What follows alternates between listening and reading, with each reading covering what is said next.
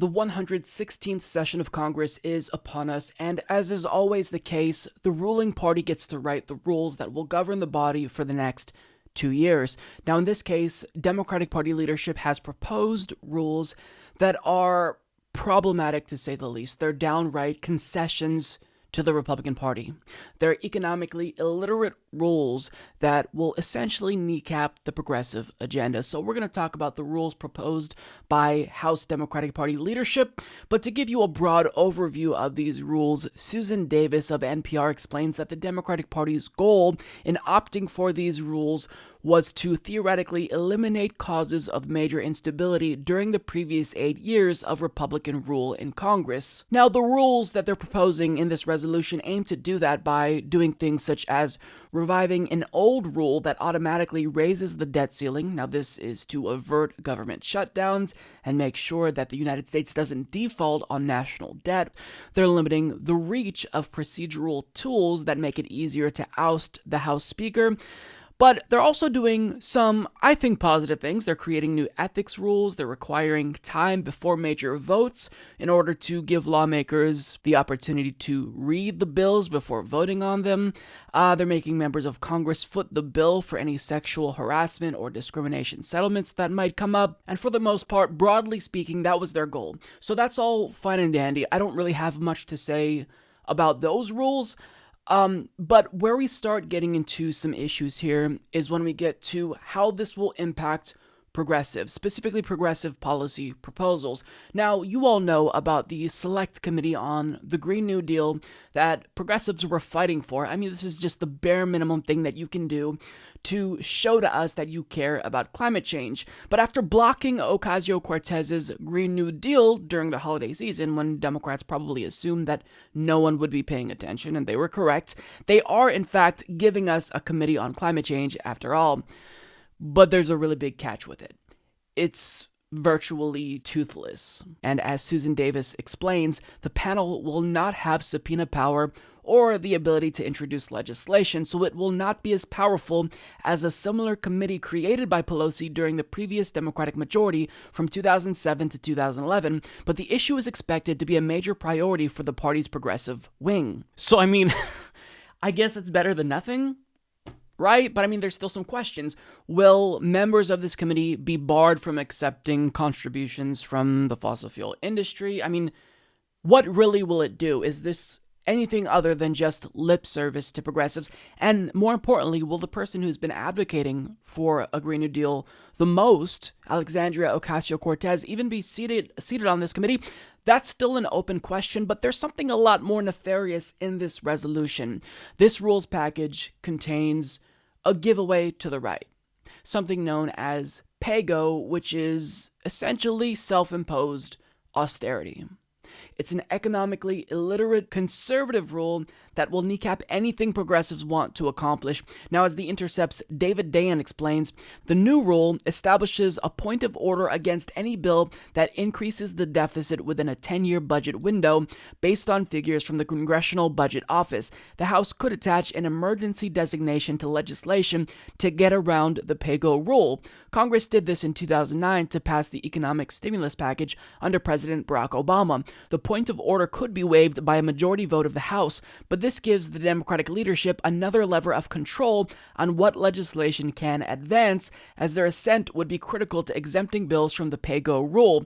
And members of Congress tend to resist voting to waive the rule, as they worry it creates ready-made attack ads. There was also a statutory Pay-As-You-Go Act passed in 2010 under pressure from Blue Dog Democrats, which allows the president to enforce across-the-board cuts if Congress violates PayGo. But the prospect of a president implementing such an unpopular policy is remote, so the House rule looms large by constraining new spending at its source. The PayGo rule forces Democrats to propose tax increases that Republicans gleefully broadcast. Meanwhile, Republicans, unconcerned with deficits, get to play Santa Claus, freed from having to match tax cuts with anything unappealing. So this is all somewhat complex and convoluted, but the takeaway should be that if you want progressive policies to have any chance of passing, then you've got to oppose PayGo. You want a Green New Deal? Well, that's going to require spending. It will require investing money into our economy, but PayGo makes that virtually impossible. You want Medicare for all? PayGo makes that virtually impossible. And to remind you, this is something that Democrats are proposing. The party who is supposed to be on our side. Now, thankfully, there are people on our side in Congress that are actually fighting to stop this. Khanna tweeted, "I will be voting no on the rules package with PayGo. It is terrible economics. The Austerians were wrong about the Great Recession and Great Depression. At some point, politicians need to learn from mistakes and read economic history." Now, Alexandria Ocasio-Cortez confirmed that she'd be the second no vote on this rule package, saying, "Tomorrow, I will also vote no on the rules package, which is trying to slip in PayGo. PayGo isn't only bad economics, as Khanna explains, it's also a dark political maneuver designed to hamstring progress on healthcare and other legislation. We shouldn't hinder ourselves from the start." And that's really what it does. It hinders Democrats from the very start.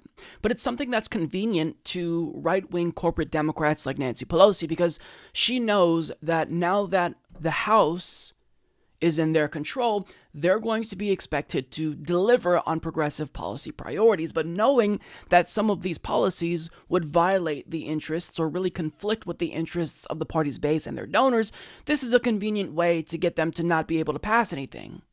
Because, oh, what's that? You guys want Medicare for all? Oh, well, we have PayGo, so have fun bypassing that.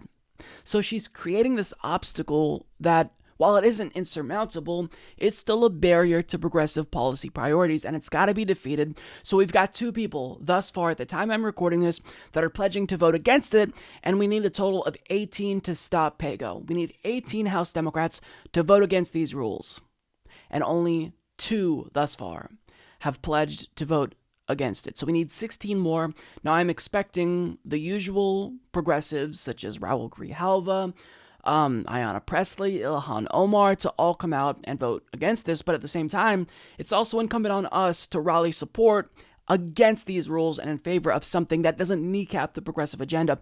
So I would encourage you to call your representative. I'm actually going to call my representative, Earl Blumenauer, and let him know that I am expecting him to vote against this new rules package that includes PayGo.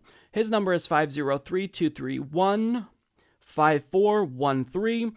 Please don't call my representative, call your own representative, because we need people to make noise quickly, because we don't have much time to defeat this.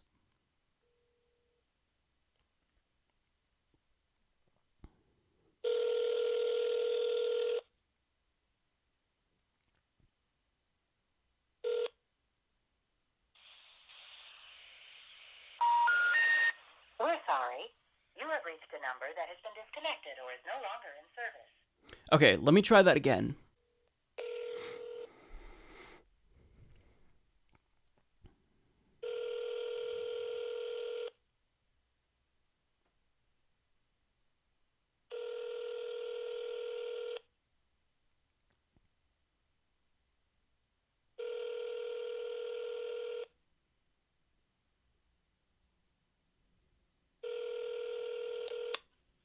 Thank you for calling Congressman Blumenauer's office. Our office is open from 9 a.m. to 5 p.m. Monday through Friday. If you call during that time and hear this voice message, we're on the phone with other constituents. Please leave a brief message. If you would like a call back, please clearly state your name and phone number. Thanks again for calling. It's important that we hear from you. Hello, Representative Blumenauer. I just want to strongly urge you to vote against the new rules package that includes PayGo, because if we want to have a chance at passing really bold progressive policies like a Green New Deal and Medicare for All, then we shouldn't handicap ourselves with this type of rules that hinders our own agenda. So please vote against this. I would really appreciate it. Okay, I think that took. I don't know what that was, but just please call your representative and tell him or her to vote against this, because it's just, it's a bad start. Because, I mean, if you're taking back control, and there was so much momentum for progressive policy priorities in 2018, then you owe it to us to fight for those. We're not expecting anything to get passed with Republicans in control of the Senate and Donald Trump still in the White House, but for the love of God, don't make it more difficult than it already is. So please Call your representative because we've got to defeat PayGo. Mike is a total loser, so don't hit the subscribe button, okay? And whatever you do, folks, do not hit the notification bell either. Mike treats me so unfairly.